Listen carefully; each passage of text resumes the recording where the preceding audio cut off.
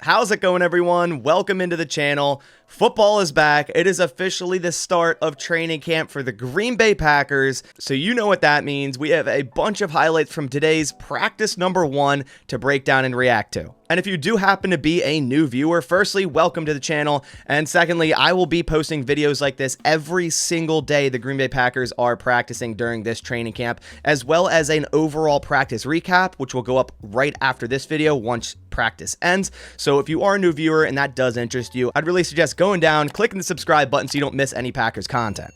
So without further ado, let's waste no more time and bring up the highlight screen. And obviously, we are going to start with Jordan Love throwing the football. All eyes are on Jordan Love to start this training camp, as you see him there hitting the net with perfect accuracy. Nice footwork drill here as well.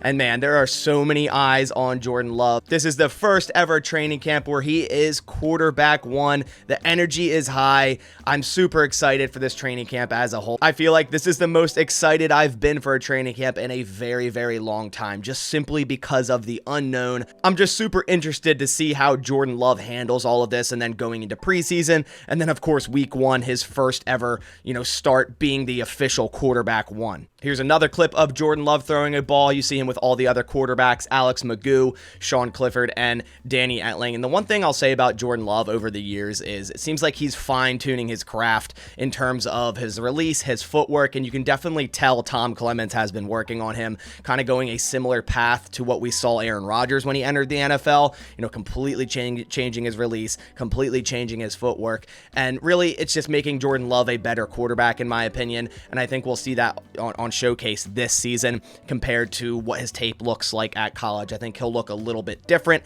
but in a good way. Here is a slow-mo clip of Jordan Love throwing to Romeo Doubs, because it's not training camp if there aren't slow-mo clips. I just love watching the slow-mo clips here. Romeo Doubs, have another clip from him today as well.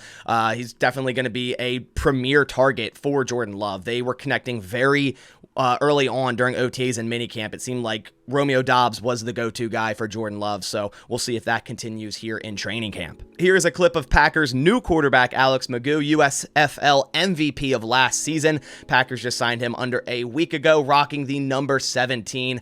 I really like him. When the Packers signed him, I thought, hey, this guy could definitely become the Packers' number 2 quarterback. It's going to be a battle for that number 2 spot. I know Danny Etling got reps with the 2s today. It's likely because he knows the system. He's been in here, what is this, his 3rd year now? He's been mainly a practice squad guy for the Packers, but he knows the system. But it's going to be a big competition between Magoo, Clifford, and Etling. And with the new NFL rule being that you can have a quarterback that's not on your 53-man roster be active for game day, in all likelihood, the Packers are going to keep 2 quarterbacks. I think every NFL team's only going to keep 2 quarterbacks with that new rule. But also it means that one of those 3 can be on the practice squad and still be active on game day. So really, 3 quarterbacks are fighting for 2 spots between their 5th round selection in Clifford, Alex Magoo, and Danny Etling. In this clip, we have all the quarterbacks working out, throwing to wide receivers. First, we have Jordan Love to Romeo Doubs, as we spoke earlier, his main target through the early portion of training camp. Next up, we have Bo Melton. They're all running a quick flat or out route here.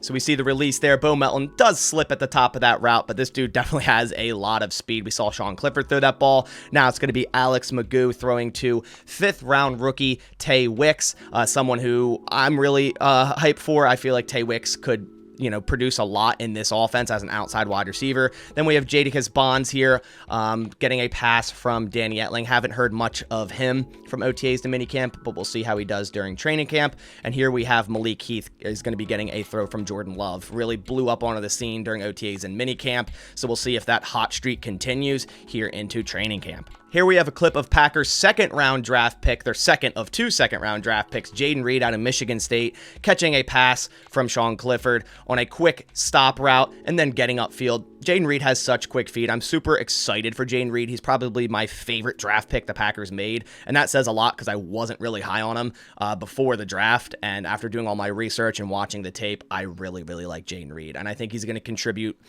week 1 to this Packers offense as that slot wide receiver, but he has a lot of versatility. He can be an outside guy, an inside guy, your motion guy. He can do a lot, and that's why I think he'll contribute day 1. I really like Jayden Reed, and I'm super excited to see what he can do in this Packers offense with Jordan Love. Here's another clip of 5th round wide receiver Tay Wicks.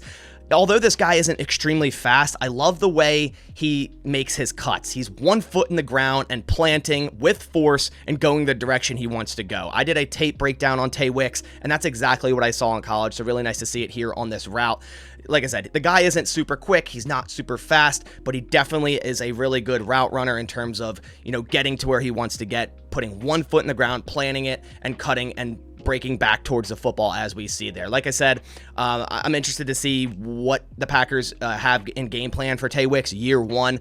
Right now I have him as like wide receiver 4 or 5. It depends where they put Samori Toure, but right now I have him 4 or 5 and obviously a roster lock as that 5th round selection. But I'm going to be interested to see how many snaps he ends up getting, early on in this season. Here we have a clip of undrafted free agent wide receiver Malik Heath from Ole Miss. As I said earlier, a player that was really blowing up during OTAs and minicamp. Reporters were saying he was making a play every single practice. Now we'll see it on Showcase, hopefully when the pads come on here in a few days. I did a tape breakdown of Malik Heath and honestly, I wasn't too impressed the tape I saw at Ole Miss, but hey, prove me wrong. This guy could definitely, steal that 6 wide receiver spot. In my eyes, there's like 5 locks, and there's an opening for that 6 or 7, depending how many the Packers keep between him, Bo Melton and a handful of other guys. So, if he continues to impress, he surely could be that wide receiver number 6 for this roster. Here's a clip of the Packers' 3rd round draft pick, Tucker Kraft, out of South Dakota State, just working on his release there. Very smooth release for such a big guy. When I went over his tape, I was very impressed with everything that he does. He's kind of a jack of all trades, and that's why I said I believe he could end up getting more snaps than Luke Musgrave in year 1, because the way the Packers want to use their tight ends, more so as an inline tight end, Tucker Kraft would be, where Musgrave is kind of that move tight end. You can play him at slot, you can play him out wide, you can move him around, but Tucker Kraft, I feel like, might get more snaps just due to the Packers potentially running more 12 personnel with, say, Kraft and DeGuar or something like that. I'm interested to see how the Packers are going to utilize all these tight ends. I'm so glad they rebuilt that room and spent a lot of draft capital on it, including Kraft and Musgrave. Here's a clip of both Jordan Love and Danny Etling throwing a football to Aaron Jones and A.J. Dillon, Thunder and Lightning. I'm excited for these two this year. I was kind of let down a little bit by A.J. Dillon last year, but I think this guy has the drive to bounce back this year. I think he knows his, weaknesses, and he's working on that. I like him in the pass game, and I thought he just dropped way too many balls last year, but I still think he should be given the chance to be used in the passing game.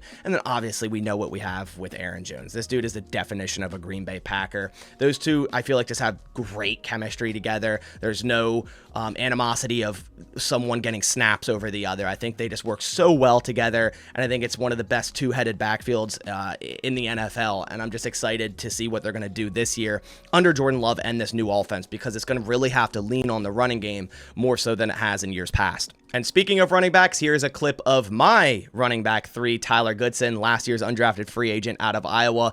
I just really like him because the potential and the versatility. Just a very nice one-cut type of back, super quick feet, can get away from tacklers, has a lot of speed, plus is a dynamic guy in terms of, a receiving back. So in my eyes, he's running back 3 due to his talent, but the Packers might favor someone like Patrick Taylor, who offers a lot on special teams. So if Tyler Goodson wants to make the roster as running back 3, he's also going to have to show his capabilities on special teams. Here's a quick clip of some of the linebackers. Keyshawn Banks there, stripping the ball from Lucas Van Ness. This is our first look at Lucas Van Ness in this year's training camp. I know he got reps with the 2s today at edge, and I've said this time and time again, he's going to see snaps as early as week 1 and a significant amount, probably somewhere around 30 to 35%, like usual rotational edge guys get for the Green Bay Packers. So I think he's going to get thrown right into the fire, and it's going to be trial by fire for Lucas Van Ness. The dude has a lot of potential, so I'm super interested to see how he's going to work, with this whole edge group and this defense.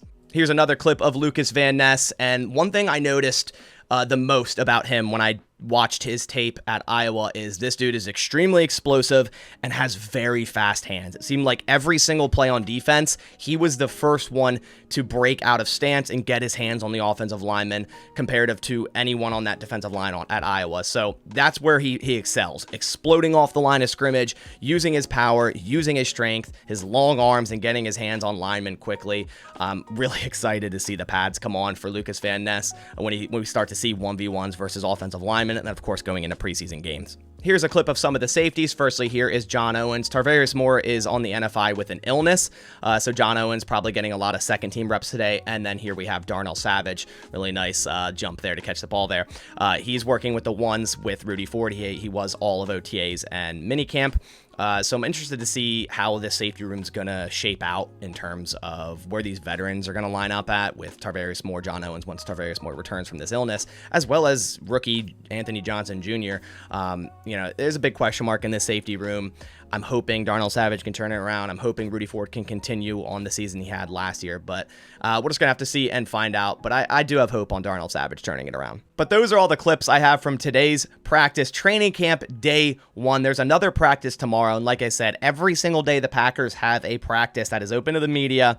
I'll be posting videos right on this channel for the highlights and then also recap that'll be posted after this video. So be on the lookout for those. If you guys did enjoy this video, if you could leave a like down below to show me that I should keep posting things like this, that would be greatly appreciated. But I'll catch you on the next one. Thanks for watching. And as always, go Pack Go.